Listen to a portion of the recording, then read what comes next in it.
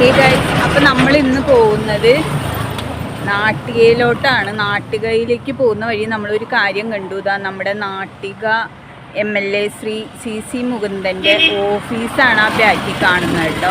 അപ്പോൾ അത് ഞാൻ നിങ്ങളെ ഒന്ന് കാണിച്ചു തരാൻ വേണ്ടിയിട്ടാണ് ഈ ഒരു വീഡിയോയിൽ വന്നത്.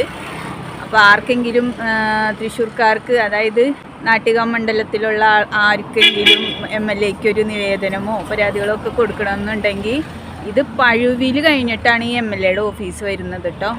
ഇതാ എൻ്റെ ബാക്കിൽ കാണുന്നതാണ് MLAയുടെ ഓഫീസ് എന്ന് പറയുന്നത്.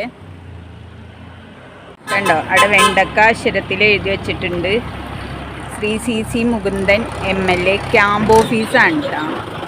ഇവിടെ നാട്ടിക MLA ശ്രീ CC മുകുന്ദൻ്റെ ക്യാമ്പ് ഓഫീസാണ് ഇത്. കാണിച്ചു തരാം. പഴുവിൽ കഴിഞ്ഞിട്ടാണ് കേട്ടോ ഈ ഓഫീസ് വരുന്നത്. ഇതാണ് കേട്ടോ.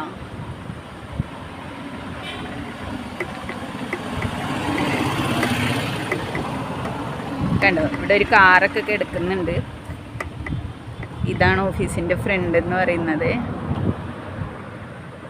അപ്പം നമ്മൾക്ക് പരാതികളും നിവേദനങ്ങളും ഒന്നും ഇല്ലാത്ത കാരണം നമ്മൾ MLA ഓഫീസിലേക്ക് പോകുന്നില്ല. നമ്മൾ തിരിച്ചു പോവാണ്. നമ്മളിപ്പോൾ പോകുന്നത് നാട്ടികയിലേക്കാണ്.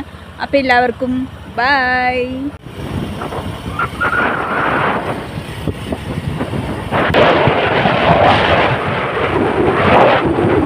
നാട്ടിക MLA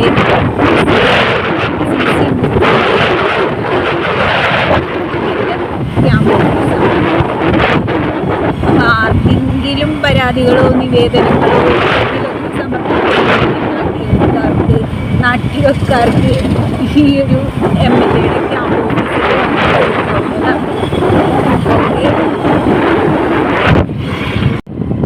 ഇപ്പം നമ്മൾ തൃപ്രയാറെത്തി.